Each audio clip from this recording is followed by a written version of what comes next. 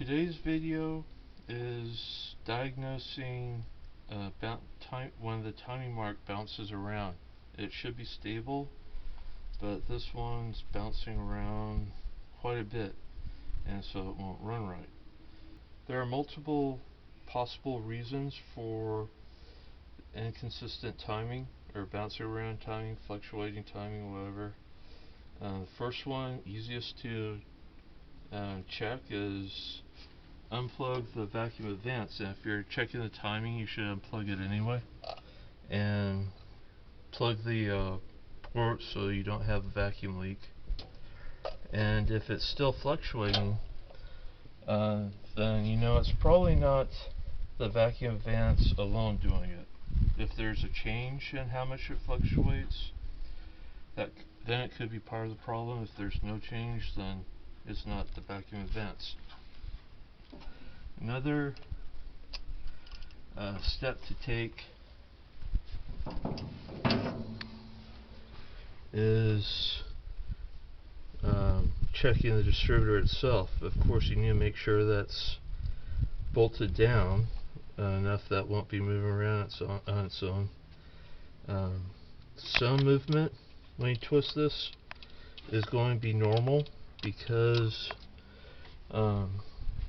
in addition to vacuum advance on this distributor, there's also a mechanical advance under this plate, which is just springs and weights. So at higher RPMs, centripetal motion, I could barely say it, forces the weights out, and the springs are calibrated to provide a certain amount of leeway to provide extra advance, depending on the RPM.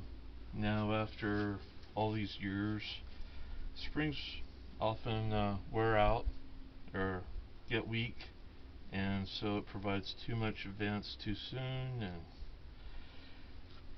and that itself, you can just buy new springs and replace the springs. They're still available often, although it might be tough to figure out what the right springs are for 250. They're still available for small blocks. And another thing to check is vertical motion, and you can see there's some, but also side-to-side motion. Normally when you check side-to-side play, you need the distributor out, but if you can move it side-to-side and the distributor's not even out, that's too much play. The tolerance is tight enough that normally you should have to pull out the distributor to make sure that it's not too loose, but since I could visibly see it moving, it's way too loose. And so, since it's the bushings that have to be replaced, I'm just going to put a new distributor in. There are multiple reasons other than the distributor for the timing to bounce around. One common one is on a small block, be the timing chain. On a straight 6 250, there's no chain, the gears are meshed together, but if there's slop, that's a possible explanation. Also, there could be slack in the distributor gear to the camshaft gear. Either one of those could cause a bouncing timing mark.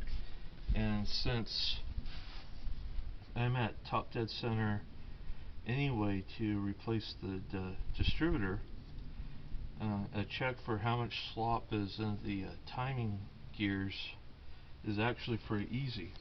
So one way to check how much slack is in the timing gears and distributor gear is to rotate the engine by hand until you get to 0 in one direction, and then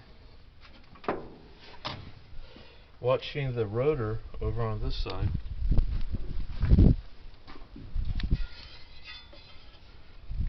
slowly rotate it until it moves again in the other direction. And now if you go back to the tab,